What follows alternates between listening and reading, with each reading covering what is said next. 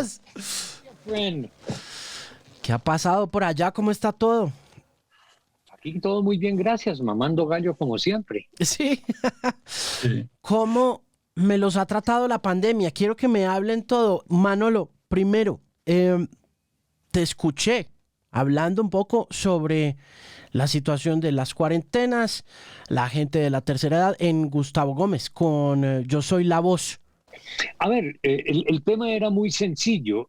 Había como la idea de que nosotros los adultos mayores que teníamos pues que quedarnos en la casa, ¿no? Y era una posición un poquito paternalista y suena raro decirlo, ¿no? Pero mire, quédense ustedes allá en casa, ¿no?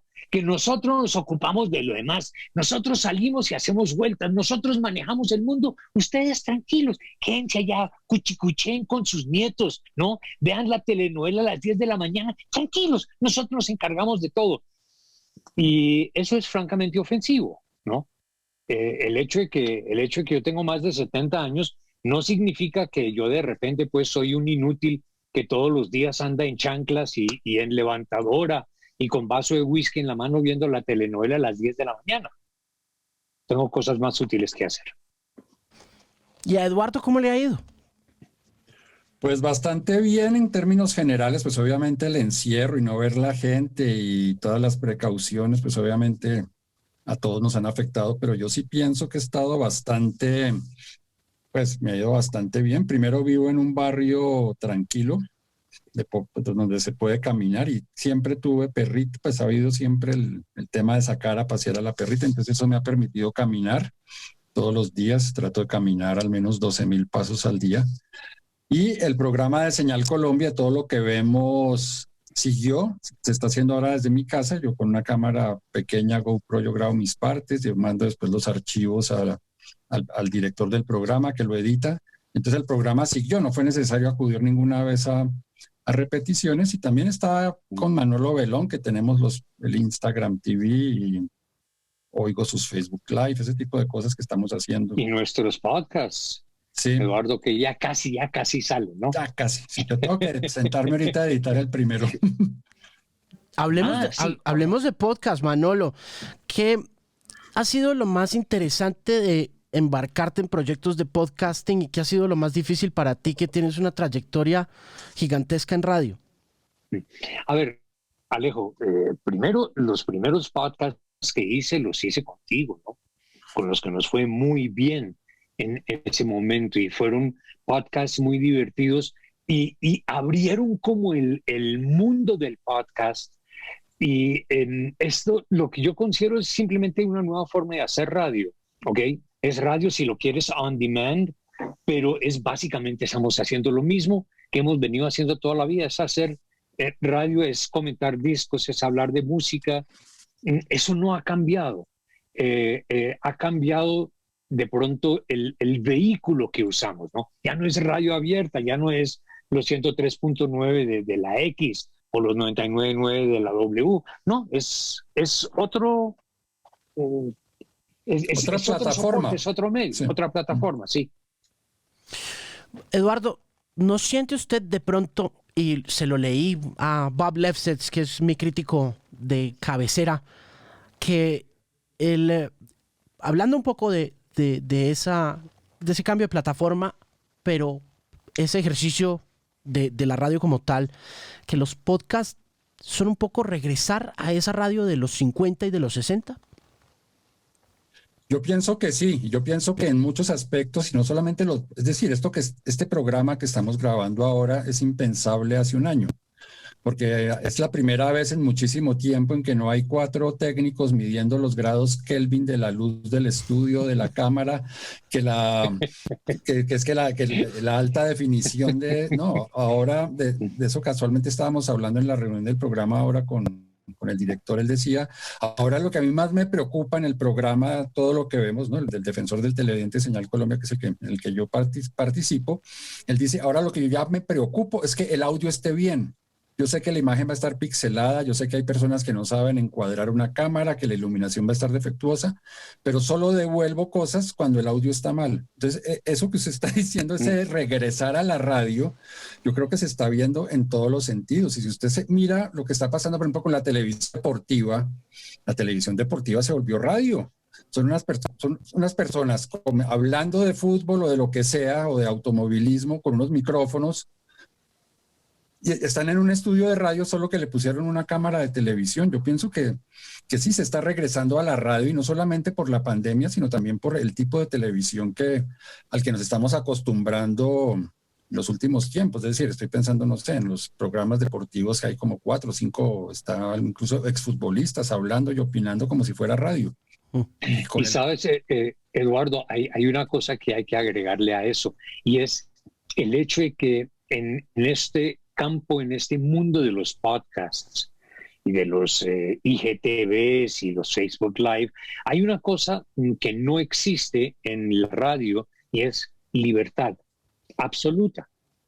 Nadie le dictamina a uno, nadie lo censura a uno, inclusive pues uno, no hay pauta publicitaria en la mayoría de los casos, entonces uno no está amarrado a nada.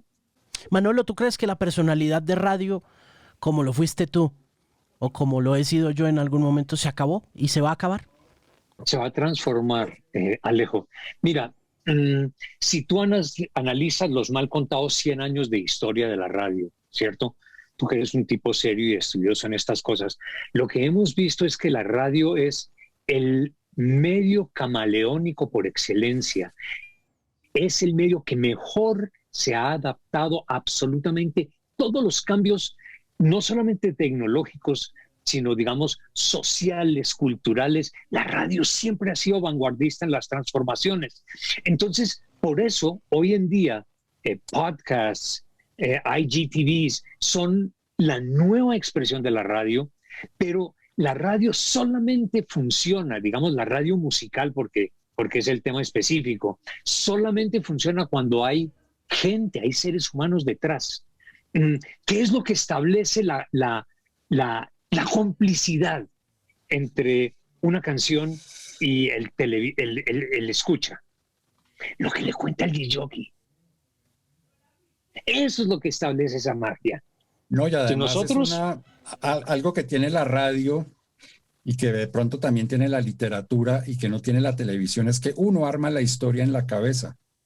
Yo me acuerdo que yo de niño yo no iba nunca al estadio, porque mi papá no me llevaba, pero entonces yo iba donde mi abuelo, que allá sí había radio, en mi casa no había radio, para oír los partidos de fútbol, y para mí todos los partidos de fútbol eran buenísimos, eran unos partidazos, porque el locutor decía las cosas y uno se las imaginaba en la cabeza como si estuviera viendo siempre el Mundial de México 70, pues a Brasil 70, por decir algo. Sí, y por ejemplo, esa es una anécdota que yo cuento bastante, porque ustedes, los de las voces de la radio, hasta que uno no los conoce en persona, se los imagina uno. Entonces, por ejemplo, alguna vez Leslie Abadi, que falleció hace algunos meses, gran compañera mía, ella estudió algunos semestres de microbiología, yo estudié biología y me gradué, ella estaba en microbiología, y de pronto alguna vez yo comenté unos pocos años después, no, es que yo era compañero de Leslie Abadi. Y todos, ¿y cómo era Leslie? Es decir, todo el mundo ya tenía una Leslie Abadi como Emma Peel, la de los Vengas, no sé, un personaje en la cabeza completamente idealizado. Y yo les decía, no, Leslie andaba como con blue jeans rotos, una chaqueta y como de la Segunda Guerra Mundial, como con un poco acá de, ¿cómo se llama? Como con un peluche acá, no se peinaba, no se echaba maquillaje, era como muy, entonces, en serio, yo me la imaginaba pues, como una chica, por decir algo, y eso lo logra la radio. Y yo tengo, pues lo voy a contar, pues una persona que aprecio mucho, que es William Vinasco. Cuando William Vinasco dice pica de rapidez, y uno está viendo que el man está en la mitad de la cancha parado, pero en la radio pica de rapidez, pucha, va a haber gol, va a toda. Emoción. Sí. Yo pienso que esa es una característica de la radio que es fundamental para mí, es que la radio es un medio caliente, o sea... Pero lo que usted dice es muy cierto, Eduardo. No solamente es un medio, digamos, inmediato, con la inmediatez, sino que pone a volar a la imaginación. Y en ese sentido, 1978, salgo por primera vez en televisión en un programa que hacía Gustavo Castro Caicedo, como a las 11 de la noche, horario perdido en esa época en la televisión colombiana. Al día siguiente empiezan a llamar a la emisora y decían tal y Manolo me lo imaginaba distinto, uy, qué descreste y cosas así. Yo decía, no, pero ¿cómo así? Entonces empecé a preguntar, ¿ves que acaso qué se imaginaban? No, 1,90 m de estatura, rubio, de cola de caballo, con ojos azules. Mi hermano, qué pena, lo que aquí es lo que hay, no es más. ¿Cuál fue ese momento en el que usted se enamoró de la radio, Manolo? Todos tenemos un momento en el que nos enamoramos de la radio. Yo recuerdo mucho escuchando, no sé a quién, creo que pudo haber sido temprano en la vida, a Montecristo, por ejemplo, y queriendo hacer parte de ese mundo. ¿En qué momento pasó? Mira, yo tenía tal vez 3 años. Mi papá, quien fungía como periodista también, fue invitado a Emisoras Horizonte a un programa que se llamaba Radio Periódico La Opinión. Ojo al título, Radio Periódico, ¿no? La Opinión, que lo realizaba un periodista que se llamaba Alberto Galindo. Entonces, claro, en esa época, pues, entrevista en emisora, pues vaya a la emisora, no había otra manera de hacerlo. Papá fue a la emisora, nosotros nos quedamos con mamá, mis 3 hermanos, nos quedamos en casa y pusimos la radio para escuchar la entrevista con papá. Tan pronto papá empezó a hablar, mamá me contaba que yo me levanté del sofá y me puse a mirar detrás del radio, de la radiola de Philips, detrás de las cortinas, detrás del sofá, a ver en dónde estaba escondido papá. Yo creo que ese día descubrí la magia de la radio y aquí estamos. Sí, 50 y punta de años, bueno, casi 70 años después de eso, aquí andamos. Óigame, Eduardo, ¿y usted estudió biología y por qué terminó en medios? Es una historia un poco larga de contar, pero bastante extraña, pero yo realmente en biología, pues yo terminé la carrera y me gradué y todo, pero yo realmente sabía que pues veía poco probable que yo fuera a ser biólogo. Obviamente pues busqué trabajo y todo, pero en ese momento trabajaba en la recién fundada revista Semana en el año 82, Pedro Cote, un amigo de la universidad. Entonces él dijo, pues Eduardo, que yo tenía un periódico que se llamaba Chapinero con Cartroller ya en esa época, y entonces él me presentó allá para que de pronto yo les pudiera hacer artículos. Entonces María Elvira Samper muy amablemente me abrió las puertas de Semana, ya era la jefe de redacción. Entonces yo empecé como redactor científico, a hacer temas de ciencia, y a los 15 días la persona encargada de deportes se fue, se desapareció. Entonces quedó la vacante de deportes. Entonces a mí me gustaría hacer deportes, ¿no? A mí me gustaba mucho la revista El Gráfico de Argentina. Esa era como una especie de sueño ahí que yo tenía, escribir sobre deportes. Y entonces, pues, yo siempre lo he dicho, es un agradecimiento eterno que tengo con María Elvira Samper. Ella me abrió las puertas porque yo no tenía ni idea qué era el periodismo. Es decir, yo no sabía distinguir una noticia de una opinión para comenzar. Entonces, todo eso lo aprendí sobre la marcha gracias a Semana en esos primeros meses que trabajé allá muy rápidamente. Hice ese como curso rápido de, bueno, aprenda a distinguir una noticia de una opinión, cosas de ese estilo. Y en realidad es gracias a María Elvira Samper, porque ella ha podido decir tranquilamente, no, no tiene ni idea para nada, pero como que me dio y me cuentan, yo no estuve presente, que hubo un comité de redacción en que decían, bueno, ya, ¿con quién reemplazamos al de deportes? Entonces empezaron a barajar nombres de periodistas famosos de la radio y de la prensa deportiva, y María Elvira dijo, no, démosle la oportunidad a este muchacho nuevo, porque siempre tienen que ser los mismos, no sé qué. Entonces, pues, María Elvira, una vez más. Uy, madrina. Total. Absoluta, es decir, eso fue una... Bueno, y Pedro Cote también, que fue el que me llevó me presentó en Semana para... Entonces eso cambió mi vida, pues, radicalmente, porque de no ser así en este momento no estaría en este podcast, sino seguramente viendo la manera de analizar sueros de culebras en el Instituto Nacional de Salud por teléfono. No sé cómo será cómo será el trabajo de biología por Zoom o por Meet o por estas plataformas. Sí. ¿No? No, ni idea qué habría sido de mí, pero ese fue como, es el equivalente al desembarco de Normandía, ¿no? Esa cabeza de playa que hay que mantener, esa cabecita de playa fue María Elvira Samper y bueno, ya a Qué partir de ahí. chévere. Manolo, ¿qué tan importante fue Jimmy Racebeck para tu vida y para tu carrera? Ok. Es que mira, Alejo, pues él obviamente fue fundamental porque a partir de esa experiencia a los 3 años de edad, yo empecé a escuchar radio. Obviamente en la casa, papá escuchaba mucha radio cuando no estaban puestos los discos en la radiola. Básicamente, obviamente, radio noticiosa y las empleadas del servicio que escuchaban Radio Metropolitana y Radio Reloj, ¿ok? Pero siempre había en el fondo como esa cosa de, uy, qué fascinante, qué rico, qué divertido. Y cuando nace Radio 15, como que me voy metiendo ahí ya con la música, pues que es mi música, ¿cierto? La nueva ola y el rock and roll y todo ese tema. Pero yo conocí a Jimmy Riceback porque los papás de él iban a la misma iglesia que nosotros. Y Jimmy iba allá. Y, aunque él era mayor, era más de la edad de mis hermanos, ellos se entendían muy bien y fue mi hermano mayor, Claudio, el que me puso a escucharlo, yo no sé, en 1957 o 58, empezar a escucharlo en radio y, uy, ese estilo para anunciar canciones, una voz hermosísima, un barítono aterciopelado, perfecto inglés, obviamente, de origen irlandés ellos, ¿cierto? Um, este abogado, porque él estudió Derecho, como el papá, hacía estos programas de radio en donde hablaba de The Platters y hablaba de Buddy Holly, toda esta gente, ¿no?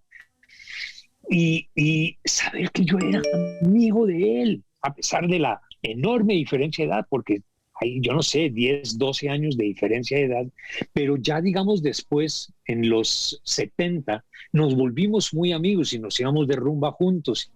Y pasar noches con Jimmy Riceback era algo espectacular porque cuando se entusiasmaba, entonces ponía los rock and rolls o me dejaba ponerlos y él sacaba a la esposa a bailar rock and roll, pero como los dioses, ¿no? No hay nada más que ser amigo de su ídolo. Yo quiero preguntar un poquito más sobre esa llegada a la radio, Manolo, antes de volver con Eduardo. Inmediatamente después. ¿Jimmy se fue rápido de radio o no? Yo alguna vez, Sí, rápido. alguna vez le leí a Edgar Hoffman que en ese pedacito donde lo menciona que Jimmy simplemente se retiró, no quiso estar más en la radio. ¿Por qué? A ver, él había estudiado Derecho, hereda el bufete de abogados del papá, ¿ok? Y se mete de cabeza en eso, ¿ok? Entre otras cosas, con uno de sus hermanos, con los que tienen Raceback, que hoy en día se llama, bueno, tiene otro nombre totalmente distinto. Pero las exigencias de la carrera de la empresa lo absorben. Pero él trabajó en emisoras Nueva Granada en algún tiempo y digamos en los 70 hizo como regresiones. Inclusive cuando yo llegué como director de Caracol Estéreo en el 98 a la emisora, yo le propuse, ven Jimmy, tú ya estás pensionado, tú estás por encima del bien y el mal, ven, haz radio otra vez. Nunca lo pude convencer. ¿Por qué no? Él decía, esto es otra cosa, que no sé qué, que el público. Le dije, mira, Jimmy, lo único que tú tienes que hacer es salir con la magia de tu voz a presentar los discos que a ti te gustan. No necesitas hacer nada más. Mientras tanto, había muerto ya Otto Greifenstein y Jimmy hubiera sido un perfecto reemplazo de él, pero él ya no, como que no tenía ganas, como que se conformó con vivir la radio a través mío. ¿Alguna vez él me dijo? ¿Hay registro de la voz de él en algún lugar? Debe haber. Tocaría buscar en internet, pero no estoy seguro. Yo le puedo pedir a las hijas de él si tienen alguna grabación. Ese hombre fue el primer disc jockey de música internacional que hubo en este país? Sí, sin duda alguna. Aun cuando hay que abonarle a Carlos Pinzón, que en 1955, cuando él me contó esto muchas veces, cuando empezó a ver los telex de aquella época, hablando de una canción que estaba muy pegada en los Estados Unidos y que estaba pegada entre la juventud, dijo, oiga, si esto es tan importante en emisoras Nuevo Mundo, tenemos que abrirle campo. Y empezó a pasar Rock Around the Clock de Bill Haley, ¿no? Y él se metió en el cuento del disc jockey. Pero Carlos era otra cosa. Jimmy era disc jockey. Carlos era director de emisora. Y claro, él después hizo muchas cosas, los dos pegaditos y una cantidad de cosas en la radio, ¿cierto? Antes de ir a hacer todas las maravillas, hermosas maravillas que hizo en televisión. Eduardo, ¿cómo llega el rock and roll? Yo llegué al rock and roll tarde, porque yo crecí en una familia pues extendida, no solo de mi papá y mi mamá, que solamente se oía música clásica. Yo crecí, si a mí me preguntaran como a Totó la Momposina cuál es su música ancestral, yo tendría que decir, y no porque me crea mejor o peor que nadie, pues simplemente porque es la verdad, ¿no? Pues mi música ancestral es Beethoven, Haydn, Mozart, Bach, Wagner. Y entonces yo llegué al rock muy tarde, un poco por rebeldía en el sentido que yo estaba en el conservatorio y a mí no me iba muy bien o me iba muy mal en las clases de violín, yo no aprendí nada, la verdad, sufría mucho. Y en ese momento en el colegio empecé a decir, no, pues yo no puedo estar oyendo únicamente música clásica, porque yo era el que oía música clásica. Yo sabía que existían los Beatles, pero no conocía sus canciones, porque en mi casa no había radio, no había televisión, entonces tampoco podía decir, yo no tenía contacto con la realidad, y lo digo pues de verdad, literalmente. ¿Y por qué eran tan agnósticos en la casa con respecto a medios? O bueno, porque... ¿Ah? No sé, porque eso también... es decir, desde muy niño había un televisor en la casa que se fundió. Me acuerdo que era amarillo. Nunca lo mandaron a arreglar. La lavadora nunca la mandaron a arreglar. Es decir, de milagro había nevera. Y eso sí toca. Sí, un Hamish con tocadiscos y tornamesa y un papá que llegaba todos los viernes de un almacén que se llamaba Electra con 5 o 6 LPs de música clásica. Entonces, una colección tremenda de discos que tiene mi papá, que eso también a mí criarme en ese ambiente donde coleccionar discos y libros, el objeto se vuelve importante. Es decir, para mí tener colección de discos, porque también donde mis abuelos era lo mismo, donde mis tíos todos coleccionaban discos. Bueno, mi tío abuelo, Otto de Grave, un tío abuelo mío, pues imagínense, también absolutamente melómano total, León de Grave lo mismo. Entonces, como yo en esa familia, tener los discos. Entonces, cuando empecé cuando comencé a hablar con los de mi curso, ya primero, segundo de bachillerato, eso que ¿cómo se llama ahora? Séptimo, creo que séptimo grado, octavo grado, en mi época se llamaba segundo de bachillerato, un vecino, de Plinio Guzmán, hijo del médico de Lucho Bermúdez, iba a hacer tareas ahí, éramos del mismo curso y íbamos a 3, 4 cuadras, entonces ahí empecé a oír a Piero, empecé a oír como cosas de rock. Mi abuelo me regaló un radio, entonces descubrí Radio 15, descubrí esa emisora, sobre todo fue la que más me impactó, y fue donde descubrí a Manolo Belón, y Manolo Belón fue tal vez la primera persona que me hizo caer en cuenta que la música tiene una historia, que la música no es canción, sino que no, este grupo se llama Los Beatles, son de Liverpool, grabaron este álbum, y tal vez la primera vez que es decir, yo ahora que pues he trabajado bastante en eso de hacer historias, escribir investigaciones y todo, yo creo que la primera experiencia que tuve de que el rock tiene una historia fue un programa que hizo Manolo Belón de los Beatles en el año 73. Creo que en este momento está cumpliendo meses, porque creo que fue, Manolo me dijo la fecha, como 28, primero y 2 de marzo del 73. Sí, señor. Y entonces, a partir de ese momento, para mí fue importante aprender, bueno, ¿y esto de dónde viene y para dónde va? Y hay una anécdota muy, muy bonita que yo tengo con Manolo, porque yo lo conocí personalmente muchos años después en el diario La Prensa, en el año 1988.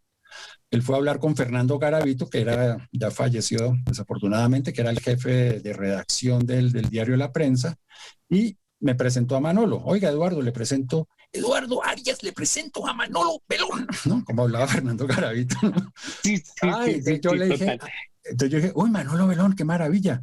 Y yo le conté, mire, es que la primera vez que yo vi un programa de música que me importó fue ese que se hizo los Beatles, y al otro día fue Manolo y me dio el libreto del programa, una fotocopia. Y obviamente para mí eso fue, oiga, este personaje, además de saber mucha música, es un tipazo, es que un querido total.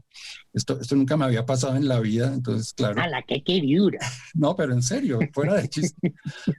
Sí, y ahora que con los del colegio y todo, bueno, ¿cuál fue su profesor favorito en la vida? Yo siempre decía, sí, Shanosky, el de geografía, el de historia, el profesor pues, del colegio suizo que yo estaba en el Helvecia. Esto me puse a pensar, ¿no? Yo tuve dos maestros, Shanosky y Manolo Belón, y no lo digo porque esté aquí enfrente, pues se lo he dicho varias veces. Porque para mí sí fue fundamental, no tanto lo que me enseñó el detalle, pero sí fue el que me dijo, la música tiene una historia y esa historia hay que tratar de armarla. Estamos hablando de una época en que no había ni YouTube, ni Internet, ni Google.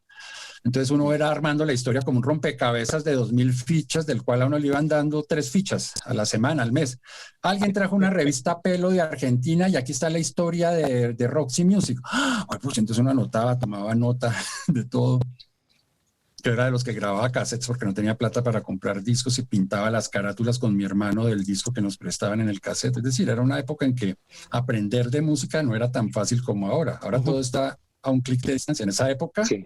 Me imagino que usted también le alcanzó a tocar a Alejandro, una época en que conseguir información no era tan fácil como ahora. Absolutamente, no. A mí también me tocó una época en la que había que hacer la tarea, ¿no? Había que hacer la investigación, y yo por eso también quiero preguntarle a Manolo, ¿dónde nació esa inquietud por contar esas historias? Porque, pues sí, el disc jockey como acompañante, yo supongo que, como lo mencionabas con respecto a Jimmy y a otras figuras, incluso como Carlos Pinzón, ha estado allí previo a tu trayectoria musical, pero no todo el mundo se dedica a contar esas historias como dice Eduardo. ¿Qué fue lo que pasó en tu carrera y por qué decidiste contar las historias de la música para acompañar a ese oyente?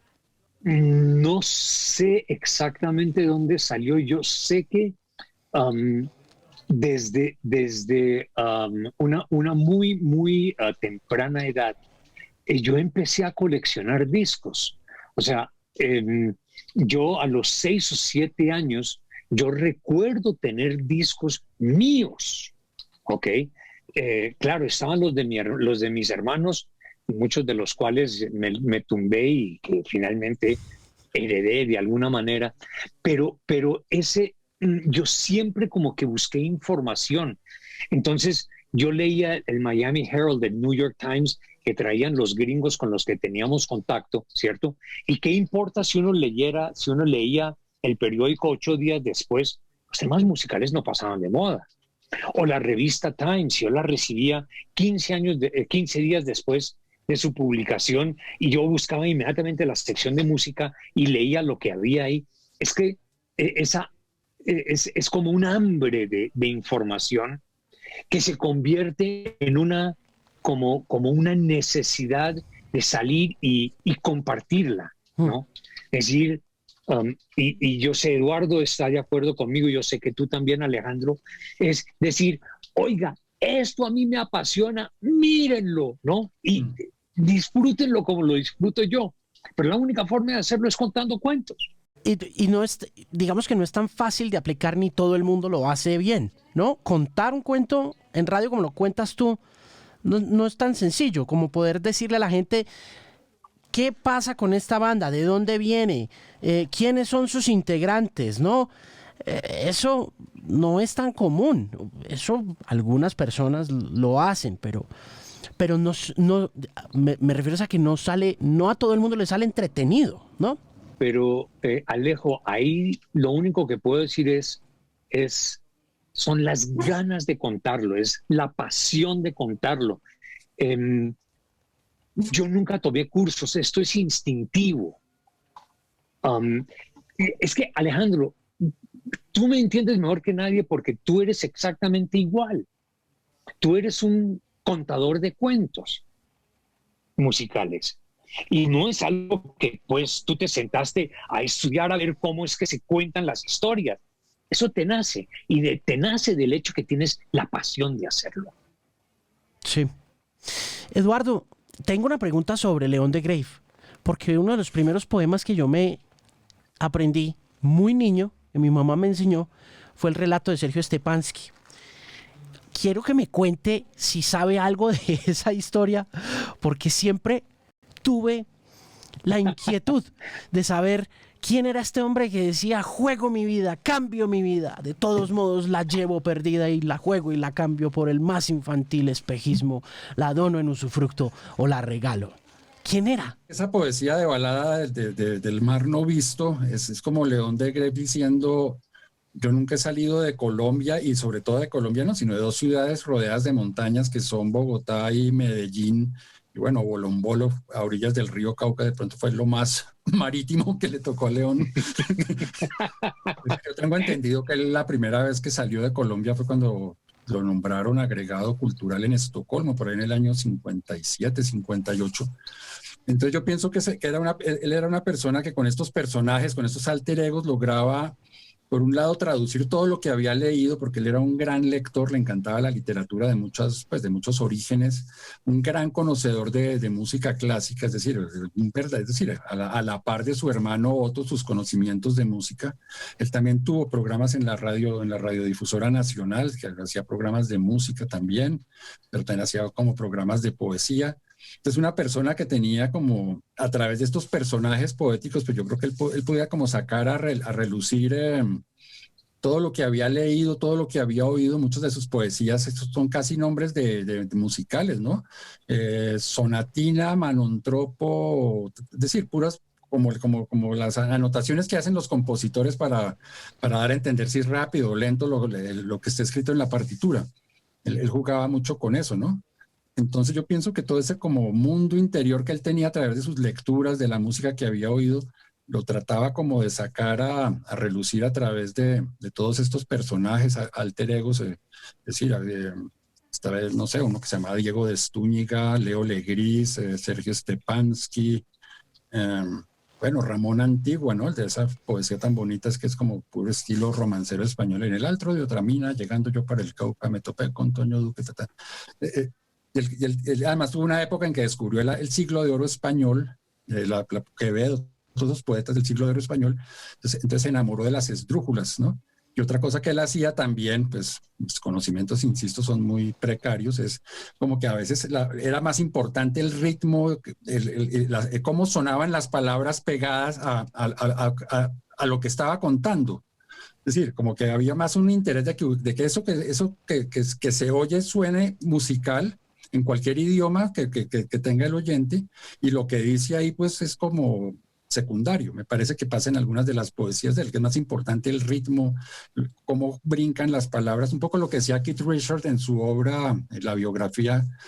Él dice en alguna parte ahí que las palabras, cada sílaba, ni siquiera dice palabra, cada sílaba tiene la nota que le corresponde, ¿no? Y es la famosa anécdota que cuenta de Jumping Jack Flash, que es donde salió ese nombre. Y es que alguien estaba caminando, un jardinero, en la casa de campo de alguno de los dos, tal vez la de Keith Richards. Entonces Mick Jagger preguntó: ¿y él quién es? Es Jack, Jumping Jack. Entonces Mick Jagger le contestó: Jumping Jack Flash. ¡Pum! Jumping Jack Flash. Hay que hacer una canción que se llame Jumping Jack Flash. Y ya Jagger hace la letra: I was born, y nací en medio de un bombardeo, y todo eso.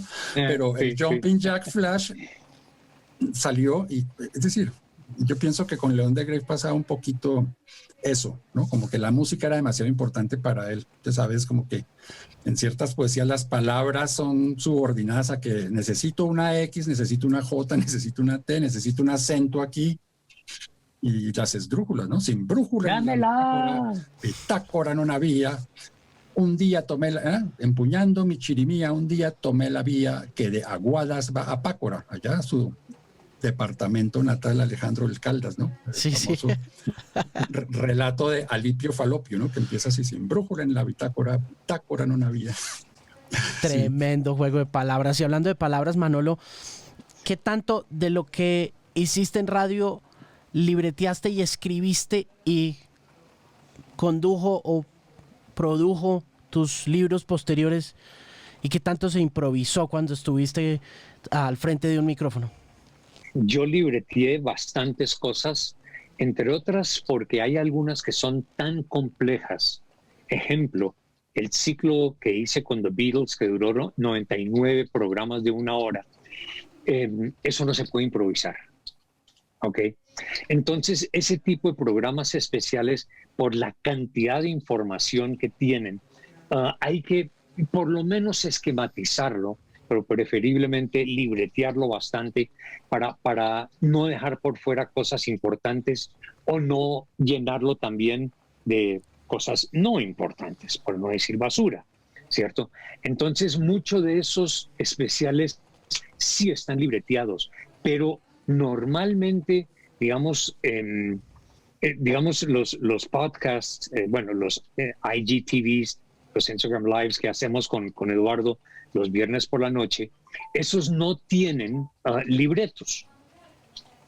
Sabemos que hay una guía de unas canciones, ¿ok? Acá vamos a hablar de canciones de trenes, entonces preseleccionamos 10 o 15 canciones de trenes, pero entonces de repente viene la mona y agrega 3 o 4 más y simplemente vamos como desarrollando el tema, lo vamos hilando, pero ahí no hay libretos. En la creación de esos programas, de ese ciclo de 99 programas, ¿nacieron los rough drafts de lo que serían los libros sobre los Beatles o no? Sí, un buen amigo mío, además compañero de colegio, Guillermo Parada, un día me dijo, oiga, ese ciclo de programas deberías convertirlos en un libro, ¿por qué no lo escribes? Y decía, uno de estos días cuando tenga tiempo lo escribo. Es que ahora yo no tengo tiempo. Entonces me dijo, mira, Manolo, vamos a hacer una cosa. Yo te voy a llamar 5 o 6 veces todos los días y te voy a decir, escribe el libro. A ver si así te animas. Yo me quedé pensando, que me interrumpan el trabajo con 5 o 6 llamadas diarias para decir, escriba. Yo mejor me pongo a escribir. Claro. Fue Guillermo el que me consiguió la editorial, en esa época Intermedio Editores, y me senté y escribí el libro. Manolo, basado en los libretos, obvio. ¿Qué tan difícil fue eso? Sabes que eso, digamos, los libretos, yo le invertía, no me vas a creer, entre 6 y 7 horas por semana para hacer un libreto de un programa de 1 hora, mientras investigaba todos los ángulos y las cosas, ¿cierto? Pero entonces una vez que uno tenía ese libreto ya, digamos, desarrollar el libro fue relativamente, entre comillas, sencillo. No lo fue, porque entonces empezaban a surgir dudas e inquietudes y buscando formas de ampliar ciertas informaciones, verificar otras. El caso típico fue cuando la editorial me dijo, ¿y ahora qué hacemos? O sea, después de ese éxito, y dije, listos, hagamos una historia del rock. Entonces me senté, me dijeron, del Chiras. Entonces me senté, pero yo cuando veo esto, Alejandro, yo digo, no puede ser. Eso es un trabajo, el hijo de mi chica, de investigación, de escribir, de ordenar, de poner las cosas, como ponerlas, que tengan sentido, escribir, corregir, volver a revisar, yo no hablé de esto, tengo que agregar en donde yo veo ese libro y digo, escribí 500 y pico de páginas, yo no soy un escritor, digamos, disciplinado, entonces esto tardó, yo no sé, como 3 o 4 años en escribirlo, pero cuando veo el producto final digo, no puede ser lo que hizo. No sé si sea muy imprudente, pero voy a preguntar de todas maneras, ¿cuántos libros has vendido del ABC del rock? Yo no tengo ni idea de números. ¿En serio?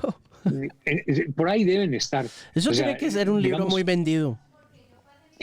Lo es un libro que sé que ha sido un éxito en ventas, pero lo que pasa es que ellos mandan 2 veces por año como un reporte, ¿no? Pero la verdad yo nunca lo reviso. Yo tendría que sentarme y coger los reportes de los últimos 10 o 12 años, 14 años, desde que salió la primera edición y sumar, pero no tengo ni idea cuántos pueden ser, pero sé que son muchos. Eduardo, ¿cuánto tiempo llevan haciendo el live en Instagram TV? Arrancó con la pandemia, porque era la alternativa a los podcasts que habíamos hecho primero en Acorde, tema libre, y Café Música Sí. en publicaciones semana. Entonces vino la pandemia y decidimos, pues de hecho yo me metí a Instagram básicamente para poder hacer este proyecto.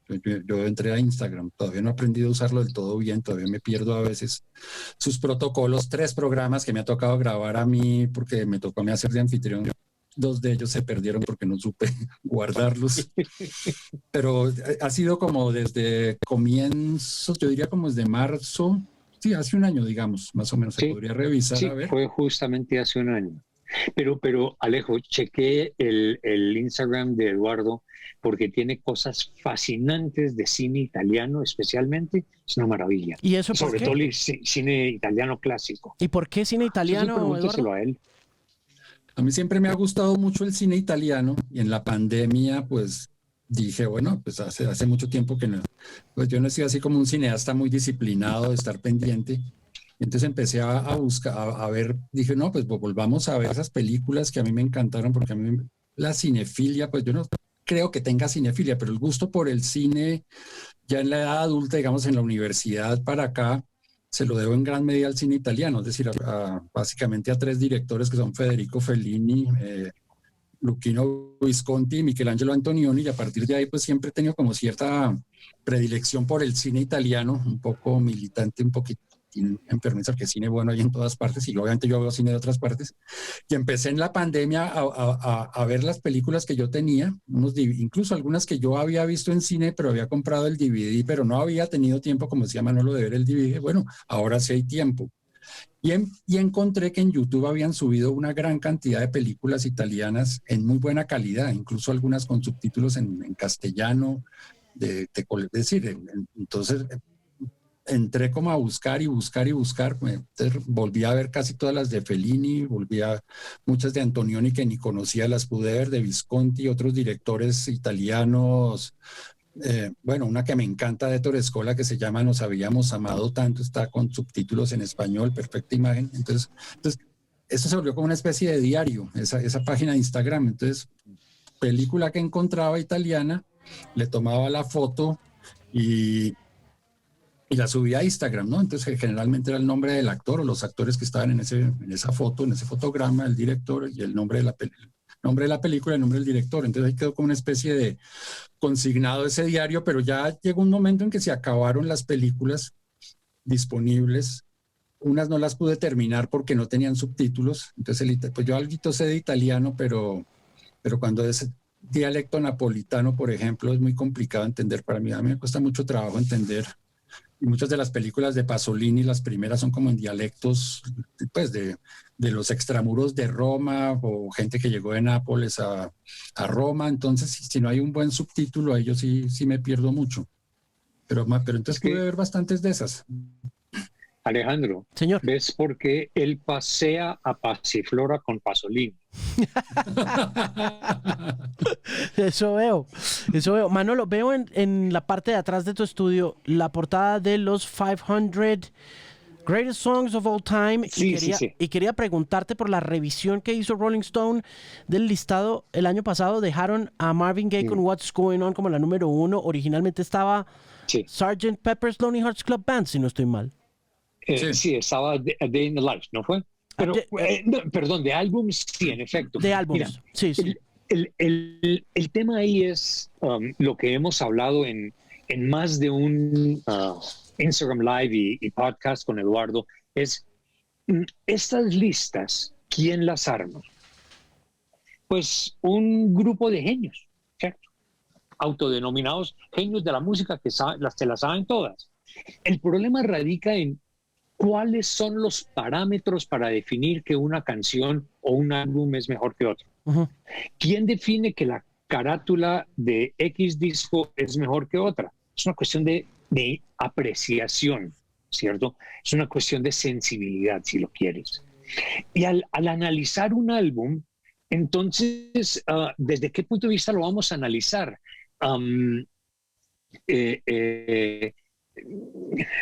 desde el punto de vista de que si tienen muchos instrumentos o poquitos, de que si tienen muchas canciones o poquitas, de que si las canciones son complejas o no, que si las letras son complejas o de avanzar. O sea, si me entiendes, para mí en todas estas listas el juicio es eminentemente subjetivo y pasional. No obedece a una fórmula matemática, si lo quieres así. ¿Pero te gustó que hubieran cambiado, por ejemplo, en el caso del listado de los 500 álbumes de todos los tiempos, al Sgt. Pepper's y hubieran puesto a What's Going On? ¿Crees que tiene sentido? Para mí, no lo tengo claro. Toda la explicación que ellos hicieron, que el soul, el rhythm and blues y Marvin Gaye y el impacto y la lírica de las... O sea, todo eso, pues, me suena más a una justificación que a una explicación. Sí, es un poco lo que pasa en los museos de arte moderno, ¿no? Que el texto curatorial es el que justifica que ese bulto de arena con cemento que está botado en el piso es una obra de arte.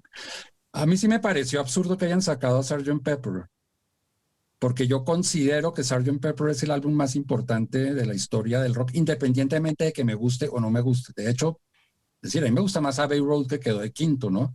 Me gusta más es decir, mis gustos, pero yo no estoy hablando de gustos personales. Yo pienso que Sgt. Pepper sí es un álbum que marcó demasiados cambios en la historia, no solo de la música, sino de la industria musical, porque el álbum se volvió importante como concepto por Sgt. Pepper. Es decir, obviamente antes había álbumes, y hay álbumes de jazz muy famosos como el de Miles Davis, el de Kind of Blue del año 50 y pico, etcétera, etcétera. Pero a mí me parece que Sgt. Pepper es como álbum, como concepto de álbum y como importancia y todo lo que marcó en la historia de la industria musical, no solo de la música. Yo creo que es decir, y en estas listas me parece a mí que pasa algo que también está pasando desde hace rato con las listas de fútbol. Y es que cada vez las personas que entran a votar son más jóvenes. Entonces, sí. Es que la primera lista me acuerdo que se llamaba los mejores álbumes de los últimos 20 años. Eso salió en el año 87. Así es. Y sí, esa lista marca, oiga, perfecto, 87, 77, 67, listo. En este momento empiezan a ser los álbumes importantes en el rock, porque antes eran los sencillos de 45, ¿no? Que es a lo que estamos volviendo ahora, ¿no? Que los grupos ahora lanzan sencillos y casi que el concepto álbum es como un adorno, porque lo que importante es subir una canción a plataformas más que un álbum. Pero digamos que pasa lo mismo, entonces... Ahora las personas que votan, pongamos el ejemplo de fútbol, son personas que empezaron a ver fútbol cuando en el Mundial de México 86, digamos, que con Maradona, entonces no vieron a Pelé, no vieron para atrás y no existe material atrás, porque usted de pronto puede revisar las 50 mejores atajadas de Buffon o las mejores atajadas de Iker Casillas, que seguramente están en YouTube. Pero consígase algo de Di Stéfano que no sea un manchón gris, que se mueve como una especie de que usted no entiende casi qué es lo que está pasando. Sí. Entonces, eso es muy difícil. Y claro, entonces nosotros los de la vieja guardia, sigo con fútbol, qué pena, pero creo que nos da muy buena la idea, decimos, es que el mejor arquero que yo vi fue Gordon Banks. ¿Y cuántas veces vi a Gordon Banks? Yo, ninguna. Gordon Banks lo he visto porque repiten a veces el cabezazo que le tapó a Pelé, pero yo leía que era el mejor arquero, Lev Yashin. En cambio, una persona de ahora tranquilamente puede ver a lo largo del año, si sigue fútbol por televisión, 40 partidos de, no sé, yo estoy hablando ya de arqueros de hace 10 años, bueno, los que hay ahora, Alisson, el del Liverpool, estos eslovenos. Keylor Navas. Sí, exacto. Hay mucha más información disponible del presente. Entonces, obviamente yo pienso que con estas listas puede pasar lo mismo. Hay votantes jóvenes a los que no les dice mayor cosa Marvin Gaye, les dice mayor cosa Buddy Holly, pero que les dice mucho la música de ahora. Claro. La música actual. Entonces, por eso es lo que dice Manolo, me parece que es absurdo. Es decir, hacer estas listas no es completamente... Son subjetivas, porque yo, ¿por qué digo que Sgt. Pepper es el mejor? Pues mis criterios también son subjetivos. Para mí es importante por lo que marcó. Hablo con lenguaje objetivo, pero es una subjetividad mía, es un punto de vista del que yo parto para considerar por qué es el más importante. sin ser el que más me gusta a mí, ni mucho menos. El número 1 de los álbumes con What's Going On reivindica un poco todo eso que sucedió con el rock and roll cuando pasó de manos de negros a manos de blancos y terminó pues en manos y en oídos de personas como ustedes originalmente, ya intervenido por la industria discográfica blanca y por Bill Haley and the Comets y por todos estos grandes artistas que simplemente interpretaron canciones que habían sido ya famosas en el circuito chitlin, en el circuito del rhythm and blues y del soul, pero que por razones de color nunca conocimos como tal. Ay, siempre me recuerdo de la famosa vez que a Little Richard, o tal vez fue Fats Domino, no fue uno de los dos, le preguntaron, ¿y qué opina el rock and roll? Y dice, ese es el rhythm and blues que nosotros hacemos hace muchos años, pero es que cuando lo descubrieron los blancos le pusieron rock and roll, ¿no?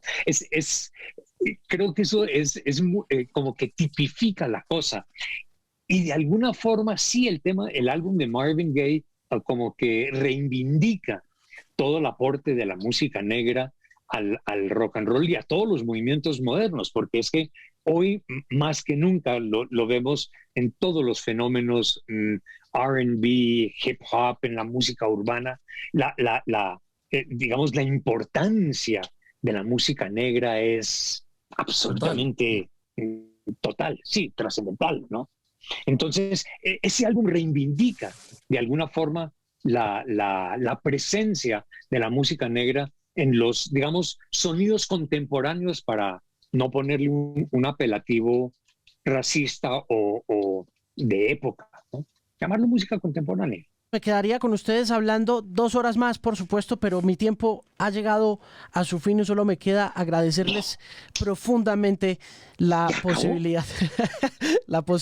Qué lástima, pero no, muchísimas gracias, Alejandro, por esta invitación. Realmente pasamos, por lo menos, yo sé que Manolo también, pero hablo por mi propio, pasé un rato muy agradable y de veras que es un orgullo siempre poder conectar con figuras como ustedes. Para mí es un honor increíble. Quiero preguntarles nuevamente a qué horas los encontramos en Instagram Live, qué días y de qué hablan. Cuéntame, Manolo. Nosotros hacemos el Instagram Live los viernes a las 9 de la noche. Hacemos 1 hora en donde hablamos de algún tema, ¿no? Hemos hablado de canciones de carros, canciones de aviones, canciones de trenes. Hemos hablado de artistas que son de Seattle, artistas que son de Cleveland. Hemos hablado de temáticamente una cantidad de cosas. Y todos esos programas están, por supuesto, en el archivo del IGTV mío. Hay algunos que sí están donde Eduardo. Los sábados a las 11 de la mañana hago un Facebook Live que lo vengo haciendo, entre otras, desde hace como 3 años o alguna cosa. Esto no tiene nada que ver con pandemia, en donde un día con la Mona me dijo, hagamos esto. Y lo empezamos a hacer con gran suceso, en donde fundamentalmente a lo que me dedico es a hablar, digamos, a hacer la biografía de un artista. Este sábado vamos a hacer Cat Stevens, por ejemplo. Okay. Pero hemos hecho Simon & Garfunkel, hemos hecho Iron Maiden, hemos hecho The Who, cuánta vaina se te ocurra. Manolo, también están en Instagram, ¿no? Es bueno decir eso, que también los tiene guardados en el Instagram. Bueno, sí, TV. Son Facebook Live e Instagram Live, ¿no? Entonces hacemos los dos. Manolo Belón y Eduardo Arias, mis invitados al podcast para arrancar esta temporada en Canal 13. Ha sido un placer enorme conversar y reconectar con ustedes, y por favor, caballeros, que se repita esta magnífica oportunidad muy pronto, porque quedan muchos temas para hablar sobre la mesa. De nuevo, muchas gracias por aceptar mi invitación. Es un gusto volverlos a ver, así sea virtualmente, y espero próximamente darles un gran abrazo, señores. Un gran abrazo para ti, Alejo. Infinitos agradecimientos por esta charla, que es más una charla que hemos hecho como las que siempre hemos hecho. Simplemente que sea 3 veces en vez de a 2. Buenas tardes, buenas noches, buenos días para todos.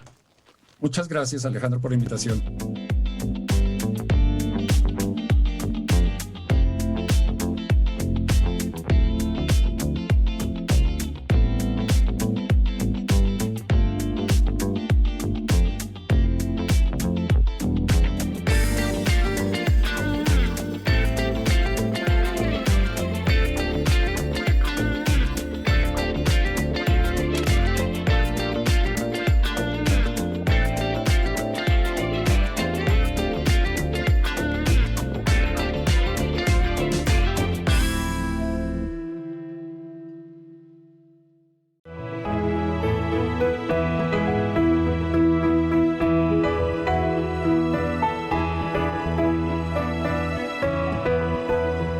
Juntos somos más que 13.